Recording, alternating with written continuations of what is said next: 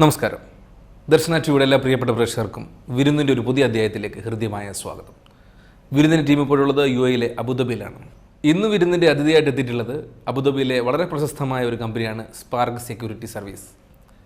അതിൻ്റെ contracts മാനേജറായ mister KR പ്രകാശാണ്. അദ്ദേഹത്തെ വളരെ ആദരപൂർവ്വം സ്വാഗതം ചെയ്യാം വിരുന്നിലേക്ക്. സാർ നമസ്കാരം. നമസ്കാരം.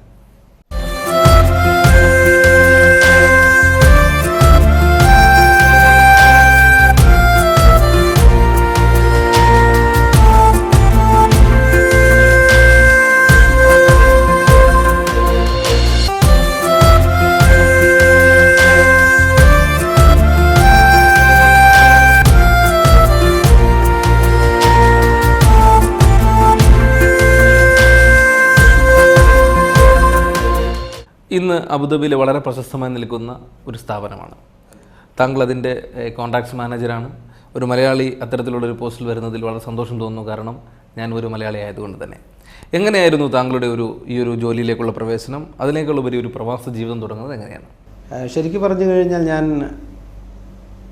അബുദാബിയിൽ ഒരു പ്രവാസിയായി ഇവിടെ എത്തുന്നത് 2002 അന്ന് ഞാൻ വരുന്നത് ഗ്രൂപ്പ് 4 എന്ന് പറയുന്ന ലോകത്ത് തന്നെ ഏറ്റവും വലിയ സെക്യൂരിറ്റി ശൃംഖലയായ ഗ്രൂപ്പ് 4, ഇവിടെ അതിൻ്റെ പേരന്ന് G4 സെക്യൂരിക്കോർ എന്നായിരുന്നു. അവിടെയാണ് ഞാൻ വരുന്നത്. അതിനുശേഷം ഏകദേശം 4 വർഷത്തോളം ഞാൻ ആ കമ്പനിയിൽ ഓപ്പറേഷൻസിൽ ആയിരുന്നു. അവിടെ നിന്ന് ഒരു പ്രത്യേക സാഹചര്യത്തിൽ എനിക്ക് കമ്പനി വിടേണ്ടി വന്നു. നാട്ടിൽ പോയി ഏകദേശം ഒരു 3-4 മാസം കഴിഞ്ഞപ്പോൾ എൻ്റെ കൂടെ വർക്ക് ചെയ്തിരുന്ന അല്ലെങ്കിൽ എന്നെ അറിയാമായിരുന്ന എൻ്റെ ചില സീനിയേഴ്സ് വഴി ഞാൻ ഈ കമ്പനിയിൽ ബിസിനസ് ഡെവലപ്മെൻറ്റ് എന്ന് പറയുന്ന ഒരു പുതിയ ഏരിയയിലേക്ക് വരികയായിരുന്നു. അത് 2008. ഇപ്പോൾ ഞാൻ ഏകദേശം 6 വർഷം കഴിഞ്ഞു ഈ കമ്പനിയിൽ. ഞാൻ തുടങ്ങിയത് കുറച്ചുകൂടി താരതമ്യേന ചെറിയ പോസ്റ്റിലാണ്, ബിസിനസ് ഡെവലപ്മെൻറ്റ് ഓഫീസർ എന്ന് പറഞ്ഞിട്ട്. ഗ്രാജുവലായിട്ട് നമ്മുടെ കഠിനാധ്വാനത്തിൻ്റെയും അതുപോലെ തന്നെ നമ്മുടെ പ്രവർത്തനങ്ങൾ വിജയം കണ്ടതിൻ്റെയും കൂടി ഭാഗമായിട്ട് ഇപ്പോൾ ഒരു 3 വർഷമായിട്ട് ഞാൻ കോൺട്രാക്ട്സ് മാനേജർ എന്ന് പറയുന്ന ഒരു പോസ്റ്റ് എടുക്കുന്നു. താങ്കൾ പറയുന്നത് സെക്യൂരിറ്റി ആകണമെന്നുണ്ടെങ്കിൽ അതിന് ചില ക്വാളിഫിക്കേഷനും ചില ടെസ്റ്റുകളും ഉണ്ടെന്നാണ്. അത്തരം മേഖലയിലേക്ക് മലയാളികൾ എത്രമാത്രമുണ്ട്? താങ്കൾ ഈ ഒരു മേഖലയിൽ വർക്ക് ചെയ്യുന്നതുകൊണ്ടാണ് ചോദ്യം. ശരിക്കും പറഞ്ഞു കഴിഞ്ഞാൽ നമ്മളിവിടെ ആദ്യം ഈ 2002 2003 എല്ലാം സെക്യൂരിറ്റി കമ്പനികൾ എസ്റ്റാബ്ലിഷ് ചെയ്ത് തുടങ്ങിയ സമയത്ത് ഇന്ത്യക്കാർ പൊതുവിൽ മലയാളികളായിരുന്നു എല്ലാ സ്ഥലത്തും സെക്യൂരിറ്റി എന്ന് പറഞ്ഞിട്ടുണ്ടായിരുന്നു. നിയമങ്ങൾ മാറുന്നു, പ്രത്യേകിച്ച് UAE നിയമങ്ങൾ മാറുന്നു. നിയമങ്ങൾ മാറുന്നതിൻ്റെ ഭാഗമായിട്ട് അതുപോലെ കമ്പനികൾക്ക് ഒരു ഗ്രേഡ് കിട്ടുന്നതിൻ്റെ ഭാഗമായിട്ട് ഇത്ര % തൊഴിലാളികൾ മാത്രമേ ഒരു രാജ്യത്ത് നിന്ന് അനുവദനീയമായിട്ടുള്ള നിലവിൽ നമുക്കെടുക്കാൻ സാധിക്കുള്ളൂ എന്നുള്ളതുകൊണ്ട് കൂടുതൽ രാജ്യങ്ങളിലേക്ക് നമ്മൾ പോയി. ഞങ്ങൾക്ക് ഇപ്പോൾ ഏകദേശം 17 വിവിധ രാജ്യങ്ങളിൽ നിന്ന് 17 രാജ്യങ്ങളിൽ നമുക്ക് സെക്യൂരിറ്റി ഗാർഡ്സ് വർക്ക് ചെയ്യുന്നുണ്ട്. നേരത്തെ അത് തികച്ചും ഏഷ്യൻ രാജ്യങ്ങളിൽ മാത്രം ഒതുങ്ങി നിന്നിരുന്നതാണെങ്കിൽ ഇപ്പോൾ വന്ന് നൈജീരിയ, ഉഗാണ്ട തുടങ്ങിയ ആഫ്രിക്കൻ രാജ്യങ്ങളും, ഈജിപ്റ്റ്, അതുപോലെ സുഡാൻ, അറബ് രാജ്യങ്ങൾ, അതുകൂടാതെ ജോർദാൻ ഉൾപ്പെടെയുള്ള അറബ് രാജ്യങ്ങളിൽ നിന്ന് നമുക്കിപ്പോൾ സെക്യൂരിറ്റി ഗാർഡ്സ് ധാരാളമായി വരുന്നുണ്ട്. വീണ്ടും നാഷണാലിറ്റി കൺസ്ട്രെയിൻസ് പല സ്ഥലത്തുമുണ്ട്. വീണ്ടും നമ്മുടെ ഇന്ത്യക്കാരെ വീണ്ടും റിക്രൂട്ട് ചെയ്യുന്ന നടപടി തുടങ്ങിയിട്ടുണ്ട്. കൂടുതലും ഇവിടെ സെക്യൂരിറ്റി മേഖലയിൽ ജോലി ചെയ്യുന്നത് ഏഷ്യൻസാണ്. അതിനകത്ത് തന്നെ സിംഹഭൂരിപക്ഷം ഇന്ത്യക്കാരും അതിനകത്ത് തന്നെ മലയാളികളുമാണ് കൂടുതൽ വർക്ക് ചെയ്യുന്നത്. ഏറ്റവും നല്ല സെക്യൂരിറ്റി ഏത് രാജ്യക്കാരനാണ്? എൻ്റെ ഒരു പേഴ്സണൽ പ്രിഫറൻസ് പറയുകയാണെങ്കിൽ നേപ്പാളീസ്, ദെൻ ഫിലിപ്പൈൻസ്. ജോലിയോടുള്ള ഉത്തരവാദിത്വം കൊണ്ട് മാത്രമല്ല, അതിനേക്കാൾ ഉപരി ഒരു കസ്റ്റമർക്ക് സാറ്റിസ്ഫൈ ആകുന്ന രീതിയിൽ ജോലി ചെയ്യാനുള്ളൊരു രീതി ഇൻബിൽറ്റായിട്ട് തന്നെ ഈ രാജ്യക്കാരിൽ ഞാൻ കണ്ടിട്ടുണ്ട്. ഈ 2 വർഷം കഴിഞ്ഞ് കഴിഞ്ഞാൽ പിന്നെ അവർക്ക് ഈ ലൈസൻസിന് വാലിഡിറ്റി ഇല്ലെങ്കിൽ ജോലി ചെയ്യാൻ പറ്റില്ല?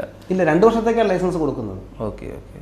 ആ 2 വർഷം കഴിഞ്ഞാൽ തീർച്ചയായിട്ടും അവർ പുതിയ ലൈസൻസിന് ട്രെയിനിങ്ങിന് പോയി വീണ്ടും പരീക്ഷയ്ക്ക് അറ്റൻഡ് ചെയ്ത് പാസ്സായി ലൈസൻസ് എടുക്കണം. Automatic renewal.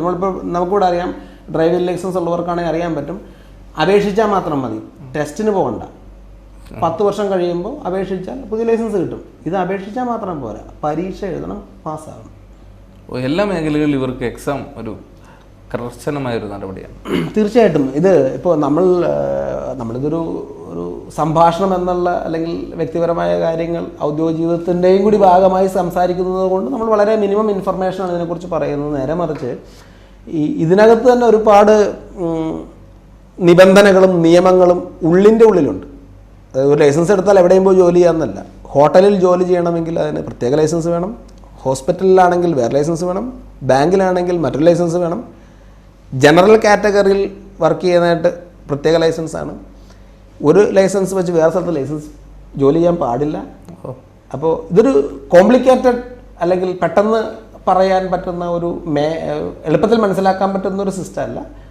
എന്ന് വെച്ചിട്ട് ഇത് വലിയ പ്രശ്നമുള്ള മേഖലയല്ല, എന്നാൽ തീരെ ലളിതമായ അനായാസം കൈകാര്യം ചെയ്യാവുന്ന ഒരു മേഖലയുമല്ല. സാർ, ഇപ്പോൾ നമ്മൾ സാറിൻ്റെ ജോബ് സംബന്ധമായുള്ള കാര്യങ്ങളും ഇൻഫോർമേറ്റീവായിട്ടുള്ള കുറച്ച് വിഷയങ്ങൾ നമ്മൾ സംസാരിച്ചുകൊണ്ടിരിക്കുകയാണ്. ഈ ഒരു ഇൻ്റർവ്യൂവിൻ്റെ ഇടയ്ക്ക് വളരെ കാഷ്വലായിട്ട് ചോദിക്കുകയാണ്, താങ്കളുടെ കമ്പനി ചെയ്തിട്ടുള്ള പ്രധാന ക്ലയൻറ്റുകൾ, താങ്കൾ സർവീസ് കൊടുത്തിട്ടുള്ള പ്രധാന ക്ലയൻറ്റുകൾ ഏതൊക്കെയാണെന്ന് ചോദിച്ചാൽ? ഞങ്ങളുടെ കമ്പനിയിൽ ഏകദേശം 4500ഓളം സ്റ്റാഫുണ്ട്. അതായത് 4500 സ്റ്റാഫ് എന്ന് പറയുമ്പോൾ നമ്മൾ 4500 പേരെ വിവിധ സ്ഥലങ്ങളിലായിട്ട് സപ്ലൈ ചെയ്തിട്ടുണ്ട്. അതിനകത്ത് ഇപ്പോൾ മലയാളികളെ സംബന്ധിച്ചിടത്തോളം നമ്മൾ സ്ഥിരമായിട്ട് പോകുന്ന ലുലു ഞങ്ങളുടെ കസ്റ്റമേഴ്സിൽപ്പെട്ടതാണ്. പിന്നെ NMC ഹോസ്പിറ്റൽ ഞങ്ങളുടെ കസ്റ്റമേഴ്സിൽപ്പെട്ടതാണ്. നിങ്ങളെല്ലാവരും കേട്ട് കാണും ഫോർമുല 1. ലോകത്ത് 9 വേദികളാണുള്ളത്.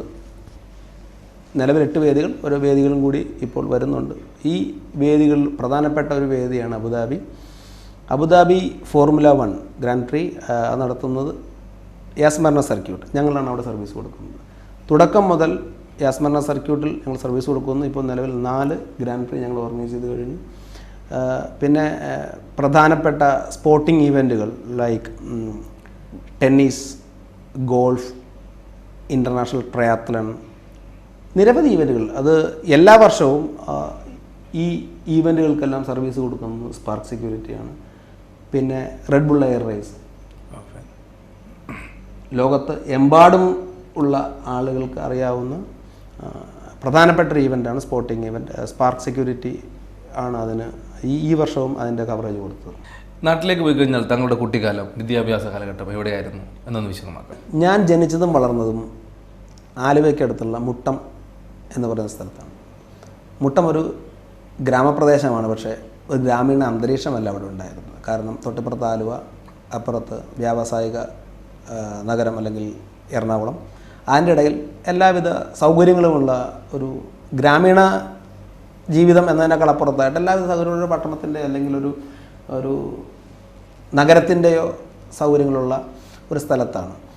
എൻ്റെ വിദ്യാഭ്യാസം സ്റ്റാൻഡേർഡ് പോർട്ടറീസ് സ്കൂൾ, അവിടെ ആയിരുന്നു എൻ്റെ പ്രാഥമിക വിദ്യാഭ്യാസം. ഞാൻ ചെറുപ്പത്തിൽ പഠിക്കാൻ നല്ല മിടുക്കനായിരുന്നു. അതിനുശേഷം ചില പ്രത്യേക സാഹചര്യങ്ങൾ കൊണ്ട് 5ാം ക്ലാസ് മുതൽ ആലുവ സെൻറ്റ് മേരീസ്, പ്രബുദ്ധരായ പലരും പഠിച്ച വിദ്യാലയം, മലയാറ്റൂർ രാമകൃഷ്ണനെല്ലാം പഠിച്ചത് ആലുവ ആലുവ സെൻറ്റ് മേരീസ് സ്കൂളിലായിരുന്നു. അതിനുശേഷം എൻ്റെ വിദ്യാഭ്യാസം ഡിഗ്രി ഞാൻ ചെയ്തത് മഹാരാജാസ് കോളേജ് എറണാകുളം. അത്യാവശ്യം രാഷ്ട്രീയ പ്രവർത്തനമൊക്കെ ഉണ്ടായിരുന്നു. നിർഭാഗ്യവശാൽ രാഷ്ട്രീയ പ്രവർത്തനത്തിൻ്റെയും ബാക്കിയുള്ള പ്രവർത്തനത്തിൻ്റെയൊക്കെ ഒരു സ്വാധീനം മൂലം ശരിയായ രീതിയിൽ നമ്മുടെ വിദ്യാഭ്യാസം പൂർത്തിയാക്കാൻ എനിക്ക് സാധിച്ചില്ല. അതിനുശേഷം എല്ലാവരും ചെയ്യുന്ന പോലെ തൊഴിലധിഷ്ഠിതമായ കോഴ്സുകൾ എന്ന രീതിയിൽ അന്നത്തെ ഒരു യുവാക്കളുടെയോ അല്ലെങ്കിൽ അന്നത്തെ ഒരു ചെറുപ്പക്കാരുടെ ഇഷ്ടം തോന്നുന്ന ഹോട്ടൽ മാനേജ്മെൻറ്റ് ഫീൽഡിൽ ഞാനൊരു ഡിപ്ലോമ കോഴ്സ് ചെയ്തു. കോഴ്സ് ചെയ്ത് തീർന്നെടുത്ത് അതുമായിട്ടുള്ള ബന്ധവും തീർന്നു. അതിനുശേഷം ഞാൻ അതിനകത്ത് യാതൊരു വിധത്തിലുള്ള ഒരു ശ്രമവും ഹോട്ടലിൽ ജോലിക്കുള്ള ഒരു രീതിയിൽ ഞാൻ പോയിരുന്നില്ല. അച്ഛൻ്റെ മരണം അതൊരു വഴിത്തിരിവായിരുന്നു. ഞങ്ങൾ 4 മക്കളാണ്. എനിക്കൊരു ജ്യേഷ്ഠൻ, അനിയത്തി അന്ന് പഠിക്കുകയായിരുന്നു. ആർക്കും ഒരു ശരിയായ ജോലി എന്നുള്ള രീതിയിലൊരു ജോലി ആയിട്ടില്ല. അപ്പോൾ അച്ഛൻ ഹോസ്പിറ്റൽ അല്ലെങ്കിൽ അച്ഛൻ ആശുപത്രി കിടക്കുമ്പോൾ കാണാൻ വരുന്നവരുടെ അച്ഛൻ പങ്കുവച്ച് വലിയ വിഷമമെന്ന് പറയുന്ന മക്കൾക്കാർക്കും ഒരു ജോലി ശരിയായിട്ടില്ല എന്നുള്ളതായിരുന്നു. അപ്പോൾ സ്വാഭാവികമായിട്ടും എല്ലാവരും ആലുവയിൽ തന്നെ ആയിരുന്നു. ഞങ്ങളെല്ലാവരും ആലുവയിൽ തന്നെ ആയിരുന്നു. അന്ന് ഞങ്ങൾ താമസിക്കുന്ന മുട്ടത്തായിരുന്നു. ഞങ്ങൾ വാടക വീട്ടിൽ താമസിച്ചത്. അച്ഛന് പ്രീമെറ്റേഴ്സിലായിരുന്നു ജോലി. അച്ഛൻ ജോലിയിൽ നിന്നും പിരിയുന്നതിനും ജോലിയിലിരിക്കുമ്പോൾ തന്നെയാണ് അച്ഛൻ മരിച്ചത്.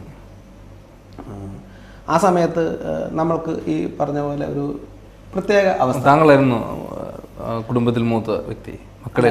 എൻ്റെ ജ്യേഷ്ഠൻ അന്ന് പുള്ളി തന്നെ ഒരു പ്രൊഫഷനൊക്കെ കണ്ടുപിടിച്ചൊരു ടീച്ചറായിട്ട് പുള്ളി BEd അല്ലെങ്കിൽ TTC ഒന്നും കഴിയാത്ത ആളാണ്. പുള്ളി ഉത്തരേന്ത്യയിൽ എവിടെയോ ജോലി അലഞ്ഞു തിരിഞ്ഞ് കണ്ടുപിടിച്ചൊരു വാദ്യാരായിട്ട് വർക്ക് ചെയ്തുകൊണ്ടിരിക്കുകയായിരുന്നു. ആ സമയത്താണ് അച്ഛൻ്റെ മരണം. പിന്നീട് അങ്ങോട്ട് ഞങ്ങൾക്ക് മുമ്പിൽ ശരിക്കും പറഞ്ഞു കഴിഞ്ഞാൽ വരുമാനം എന്ന് പറയുന്ന അല്ല, കൃത്യമായ വരുമാനം ജീവിച്ചു പോകാനുള്ള ഒരു സംവിധാനം എന്ന് പറയുന്നത് ഇല്ല. പക്ഷേ പിന്നീട് അവിടെ നിന്ന് ഞങ്ങൾ ഒരു ബിസിനസ് അല്ലെങ്കിൽ ഒരു ജീവിക്കാനായിട്ടുള്ള മാർഗം എന്ന ഒരു ബസ് സർവീസ് എല്ലാം തുടങ്ങി. അതൊരു തികഞ്ഞ പരാജയമായിരുന്നു. പിന്നീട് അവിടെ നിന്നുണ്ട്. അതാണ് ഞാൻ നേരത്തെ പറഞ്ഞത് വരവേൽപ്പിൻ്റെ ഒരു റിവേഴ്സ് മോഡ് എന്ന് പറയാൻ കാരണം. അങ്ങനെ എവിടെയോ ഒരു അവസരം വരുന്നു. അങ്ങനെ വിദേശത്തേക്ക് വരാം. എൻ്റെ സ്വപ്നത്തിൽ എവിടെയും വിദേശത്തേക്ക് വരാമെന്നുള്ള സങ്കല്പം ഉണ്ടായിരുന്നിട്ടില്ല. എന്നോട് പണ്ട് ചോദിച്ചിരുന്ന ആളുകളോട് പോലും ഞാൻ തമാശയെ പറഞ്ഞ് ഇവിടെ വേണ്ട സ്ഥലമുണ്ടല്ലോ, നമുക്ക് നിൽക്കാനും നടക്കാനും തന്നെ വിദേശത്ത് പോകേണ്ട ആവശ്യമില്ല. പക്ഷേ എല്ലാം ഒരു നമ്മുടെ കൺട്രോളില്ലാത്ത കുറേ കാര്യങ്ങൾ നടക്കുന്നുള്ളതുകൊണ്ട് അങ്ങനെ ഞാൻ വിദേശത്ത് വരാനായിട്ട് ഇടയായി. ഇപ്പോൾ അങ്ങനെ പോകുന്നു. അതാണ് നമ്മുടെ ഒരു ബാക്ക്ഗ്രൗണ്ടിൽ പഠനം അല്ലെങ്കിൽ അതുമായിട്ട് ബന്ധപ്പെട്ട് നമുക്ക് പങ്കുവയ്ക്കാനുള്ള വിശേഷം. പിന്നെ ഇവിടെ വന്നിട്ട് ഇപ്പോൾ നമ്മൾ നേരത്തെ സംസാരിച്ച അതെല്ലാം അതിൻ്റെ ഭാഗമാണ്. 13 വർഷം കഴിയും. ഇനിയിപ്പോൾ നാടിനെക്കുറിച്ചും വീടിനെക്കുറിച്ചും ഒക്കെ സംസാരിച്ചു. ഇപ്പോൾ താങ്കളുടെ കുടുംബത്തെക്കുറിച്ച് ആരൊക്കെയാണ് ഇപ്പോൾ താങ്കളോടൊപ്പം ഇവിടെ ഉള്ളത്? അവരുടെ വിശേഷങ്ങൾ എന്തൊക്കെയാണെന്ന് പറയും. എൻ്റെ കൂടെ ഇപ്പോൾ പ്രീത, എൻ്റെ ഭാര്യ, എൻ്റെ 2 മക്കൾ പല്ലവി, പവിത്ര. പല്ലവി ഇപ്പോൾ 2ാം ക്ലാസ്സിൽ പഠിക്കുന്നു. വെക്കേഷനാണ്. ഇപ്പോൾ നാട്ടിൽ പോയിരിക്കുകയാണ്. 2 ദിവസം മുമ്പ് നാട്ടിൽ പോയി.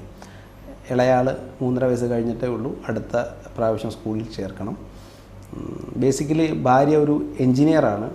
വിവാഹശേഷം അവർ ജോലിക്ക് പോകുന്ന ഒരു സാഹചര്യം ഉണ്ടായിരുന്നിട്ടില്ല. ജോലിക്ക് പോകണം എന്നുള്ള ആഗ്രഹമൊക്കെ അവരിടയ്ക്ക് പറയാറുണ്ട്. പക്ഷേ കുടുംബജീവിതവും ഔദ്യോഗിക ജീവിതവും തമ്മിലുള്ള ഒരു ഒത്തുചേരൽ അല്ലെങ്കിൽ ഒന്നിച്ചു കൊണ്ടുപോകാനുള്ള പ്രായോഗിക ബുദ്ധിമുട്ടുകളുള്ളത് കൊണ്ടുകൂടി സജീവമായിട്ടൊരു ജോലിയെക്കുറിച്ച് ഞാൻ ചിന്തിച്ചിട്ടില്ല. ചെറിയ പ്രശ്നമില്ലാതെ ഇല്ല. ഇപ്പോൾ അവരിപ്പം ഇവിടെ ഉണ്ടോ അതോ നാട്ടിലാണോ? ഇപ്പോൾ അവർ നാട്ടിലാണ്. 2 ദിവസം മുമ്പ് നാട്ടിൽ പോയിരിക്കുകയാണ്. അവർ അടുത്ത മാസം പകുതിയോടുകൂടി തിരിച്ചു വരും.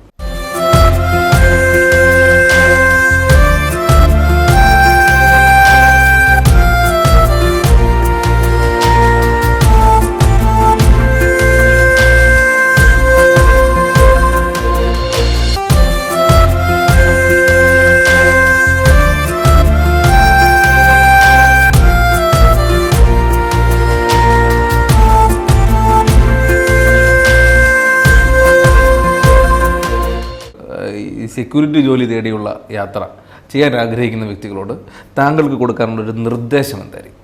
ഈ ഒരു കാര്യത്തിൽ എൻ്റെ ഒരു എളിയ നിർദ്ദേശം എന്ന് പറയുന്നത്, ഇന്ത്യയിൽ പ്രത്യേകിച്ച് കേരളത്തിൽ സ്ഥിരമായി തന്നെ UAE സെക്യൂരിറ്റി കമ്പനികൾ റിക്രൂട്ട്മെൻറ്റ് നടത്താറുണ്ട്. വിവിധ പത്രങ്ങളിൽ ഇതിനെക്കുറിച്ച് അഡ്വർടൈസ്മെൻറ്റ് കൊടുത്തിട്ട് ഇവർക്ക് അവരാവശ്യമുള്ള ആളുകളെ എടുക്കുകയാണ് ചെയ്യുന്നത്. അപ്പോൾ എൻ്റെ അടുത്ത് വ്യക്തിപരമായിട്ടും അല്ലെങ്കിൽ എൻ്റെ സഹപ്രവർത്തകരുടെ അടുത്തും ജോലി അന്വേഷിച്ച് ഒരുപാട് റെഫറൻസ് അല്ലെങ്കിൽ ഒരുപാട് CV-കൾ ബയോഡാറ്റകളൊക്കെ വരുന്നുണ്ട്.